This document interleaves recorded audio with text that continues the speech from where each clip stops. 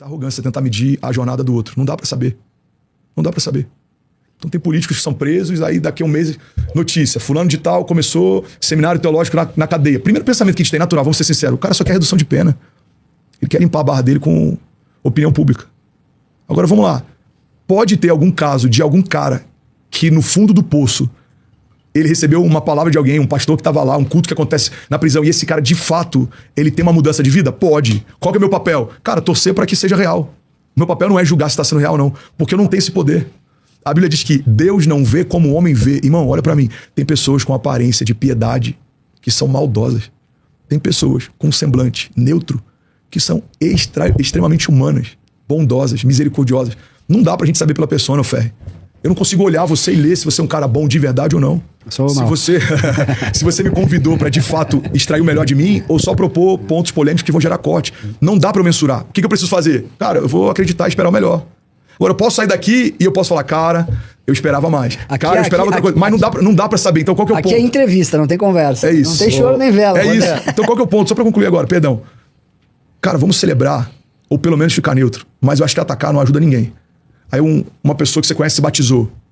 Aí você tira um print e manda pro conhecido. Mano, tu viu que absurdo? Que a fulana do RH se batizou. Deve ser piada, né? Essa menina tava na chopada mês passado. Cara, não dá pra saber se da chopada ao batismo houve um arrependimento genuíno ou não. Qual que é o meu papel? Ou eu fico neutro, que é aquele velho ditado. Se você não puder ajudar, pelo menos não atrapalha. Ou eu vou torcer, cara. Eu vou torcer pra que seja real. Agora, é real ou não? Só Deus sabe, irmão. Ô, André, eu queria te ouvir sobre a experiência que vocês têm com fiéis que têm problemas com bets. Qual que é o tamanho do problema da bet e até onde isso chega para vocês dentro das igrejas evangélicas? Cara, a bet é um tumor, é um problema sério. É um tumor, é um problema sério. É legalizado. E isso é um problema ainda maior, porque o máximo que a gente pode fazer é combater. Vou falar dentro das igrejas, tá? Quebra todos os princípios. Publicamente a gente pode combater com a nossa opinião. Mas é algo que é muito acessível, cara. Quantidade de pais de família viciados nisso, que estão colocando a sua família em crise, mas eu digo crise assim, absoluta. Você tem relatos, e isso não é novidade pra ninguém. Tem postagens de carrossel de vários prints de pessoas que mandam pra Bet dizendo, pelo amor de Deus, cancela o CPF do meu marido, não deixa ele apostar. A gente tá sendo despejado e eu não tenho dinheiro pra fazer compra. Então assim, você vê o desespero de mães, você vê o desespero de mulheres, tem gente que tá viciado. Por quê, cara? A Bíblia diz que o mundo jaz no maligno, isso não é novo. Sodoma e Gomorra não aconteceu semana passada. A gente vê o que tá rolando hoje, não é novo, não é recente. O dilúvio não foi algo que aconteceu porque o mundo tava bom. A Bíblia fala de homens desejando ter relações sexuais com anjos. Então assim, cara, isso não é novo. Agora, tem uma coisa que tá numa escala maior. O mundo tá doente, falei sobre isso ainda há pouco. Emocionalmente, talvez a gente seja a geração mais doente. Segundo os estudos, de fato somos a geração emocionalmente mais doente que já pisou na face da Terra. Por quê? Cara, a gente tem um problema de vício com dopamina, a gente tem um problema das telas, a gente tem um problema da velocidade com que tudo acontece, a gente tem um problema da ansiedade, e eu acho que as redes sociais, cara, tem um papel muito importante nisso, né? As redes sociais, elas geram um comparativo inevitável. Então você tá sempre comparando o teu dia mal com o melhor dia filtrado, postado por alguém. Então você pega um dia aqui que você saiu, mano, teu dia foi um lixo, você tem problema, você tá, mano, o que eu tô fazendo, velho, da minha vida? Eu tô exausto, eu tô cansado. Aí você entra na rede social, você vê o teu amigo lá em Cancún, velho, com a mulher dele, com a namorada dele. Aí você passa e o teu outro amigo tá em Vegas assistindo o UFC, tô dando um exemplo. Você fala, meu irmão, só eu dei errado. O que você não sabe é que talvez esse cara tá postando uma foto, mas ele tá no hotel, mano, com remédio controlado, tá enfrentando pensamentos suicidas. O problema das redes sociais é que gera uma comparação que antes era diferente. Olha que louco isso, cara. A gente tá tendo uma geração que de forma espontânea e gratuita expõe intimidade. Antigamente você tinha que ter um paparazzi pra tentar descobrir onde o cara tá jantando com a fé. Hoje em dia a gente posta em tempo real. Onde tá, com quem tá, o que tá fazendo, geolocalização, marca as pessoas. A gente tá se expondo num nível que a comparação ela é inevitável. O termo post é justamente de algo posterior. Ou seja, a ideia do post era você vive, depois que viveu, posta o que aconteceu. É posterior. O que ferrou o rolê, mano, é quando começa o live. O live é on time. Enquanto eu vivo, o post é justamente de algo posterior. Ou seja, a ideia do post era você vive, depois que viveu, posta o que aconteceu. É posterior. O que ferrou o rolê, mano, é quando começa o live. O live é on time. Enquanto eu vivo, mostro o que vivo. Só que se eu mostro o que eu vivo enquanto eu vivo, isso afeta o que eu vivo. Então uma coisa é eu estar com a minha esposa jantando, outra coisa é eu estar toda hora mostrando enquanto janto. O jantar é diferente, a relação é diferente. Faz sentido? Então, resumindo, cara, você pega uma geração extremamente doente, viciada em dopamina, com uma série de crises existenciais e emocionais.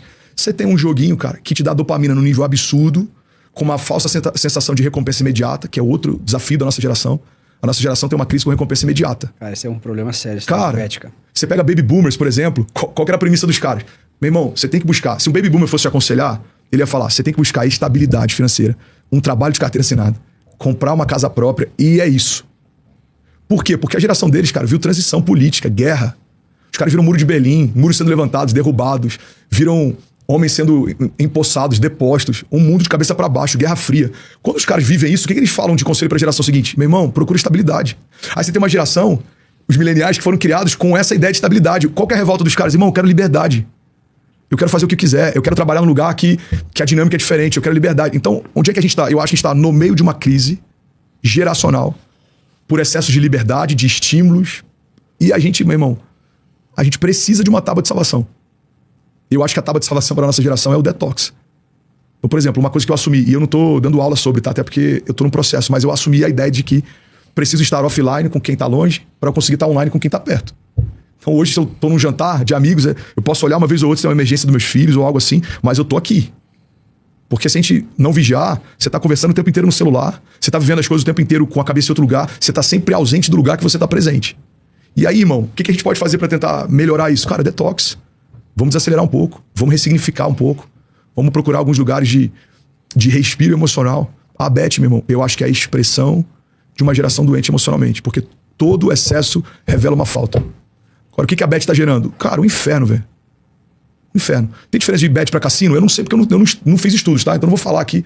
Eu posso estar falando uma besteira, mas analisando de forma muito distante, cara, cassino, querendo ou não, acho que tem uma premissa de um valor mínimo que você precisa, você se desloca até um lugar, é um contexto que nem todo mundo se sente à vontade. A Bet não, irmão. Qualquer um que tenha um celular, um smartphone, o cara consegue meia hora estar apostando e botando dinheiro em risco. E aí tem a questão que não dá pra gente falar, porque eu não sei se de fato mas que os sistemas são viciados, então o cara vai ganhando pra ele achar que aquilo ali é legal, até que ele faça uma aposta maior e começa a perder. Claro que então, complexo, mano. Ô, André, qual é o teu sonho grande? Cara, vou falar, vai parecer piegas. Meu sonho grande é terminar bem. Eu quero terminar bem. Meus filhos tendo a alegria de estar perto. Meu nome não precisa nem ser tão bem falado, até porque no lugar que eu tô e na posição que eu ocupo como ministro do Evangelho é difícil conseguir esse lugar sempre, mas pelo menos não ter um lastro ruim. E conseguir, cara, viver o meu chamado plenamente. A Bíblia diz que melhor é o final das coisas do que o início delas. Não é sobre começar bem, muita gente começa bem. É sobre terminar bem. Então Paulo, ele diz, olha, eu concluí a carreira, guardei a fé. Paulo tá dizendo, meu irmão, eu fiz o que eu pude fazer, eu me doei o quanto eu pude doar, eu plantei as igrejas que eu pude plantar, eu preguei para quem eu consegui pregar e agora eu vou descansar. Então meu sonho grande é esse. Agora, sonhos que eu tenho inerentes a esse, cara, eu quero pregar para o maior número possível de pessoas. Eu quero ter a oportunidade de escrever livro que as pessoas queiram ler. Eu quero poder, cara, preservar essa graça de falar e as pessoas quererem ouvir o que eu falo. Eu quero conhecer mais de Jesus. Eu tô num momento legal. Eu vivi a maior crise da minha história nos últimos 6 meses.